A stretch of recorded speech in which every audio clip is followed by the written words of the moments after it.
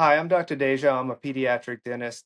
If your child has any anxiety or sedation needs, this office is the perfect practice for you to come and discuss the different options that we might have. So, one of the biggest things that differentiates us from other offices, we have a complete focus on safety as well as a team approach to all sedation. So, while the pediatric dentist myself will be completing the treatment, we have a wonderful child-friendly anesthesia professionals that come in as well to help us make sure that your child is treated and monitored and taken care of as safely and effectively as possible.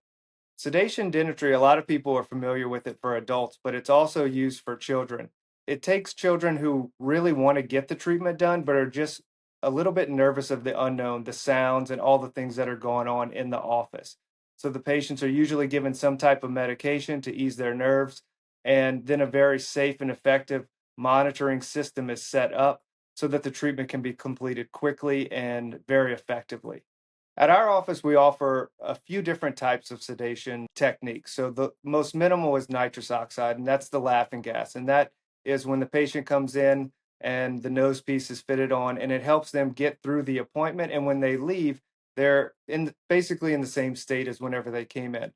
The next option that we have is an oral sedation, so our procedural sedation. So that's when they're given a medication and they're given some time to relax. They're typically in this office, they're going to be monitored by an anesthesia professional and myself. One of the other types of sedations we have, if a little bit more is needed, if the patient's very nervous or the treatment is a little bit longer and we'd like to get it done in one visit, is IV sedation. And so that's administered by a medical doctor who is a pediatric anesthesiologist. They watch the patient, monitor them, make sure that they're safe so that the dentist, me, can focus completely on the treatment. The way that I determine which sedation method is right for a child is based on indicators that show up in the initial appointment. Are they able to take x-rays? Are they willing and able to lay down for the exam? This will allow us to see which one modality is most appropriate for the patient. Is sedation dentistry safe? It is, and one of the things that we do at this office to ensure that it's safe is we bring in an anesthesia professional for each type. Other than laughing gas, whether it's oral or IV, you'll have the dentist, myself here, but you'll also have either a certified registered nurse anesthetist or a pediatric anesthesiologist administering and monitoring during the procedure so that the patient is as safe as possible.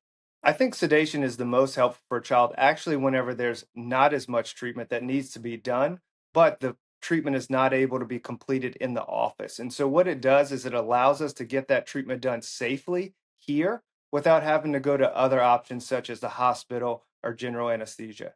Because we are a small office, I typically greet every patient at the door. So the first time that they walk in, they see me initially. I shake hands with the parents, I say hi to the kids, and then our staff is very well trained to show the patient every part of the appointment as they go to the back. Each object and each thing used with during the appointment, given in some form of tell, show, do, where they're told what it is, we show them how it works, and then we actually use it so they're comfortable. If a parent is wondering if their child is a candidate for sedation, I think the first thing to do is come into the office so that we can meet them. We can show them our office, get them familiar with the space, and then go through certain things of the exam and the x-rays so that we can see kind of how the child responds. I would say if a family is interested in sedation, but they are hesitant, one of the first things they would do is give our office a call, schedule an appointment so that they could come in and meet the staff, meet myself, so that we could answer any questions that they may have about the sedation procedure and what's involved.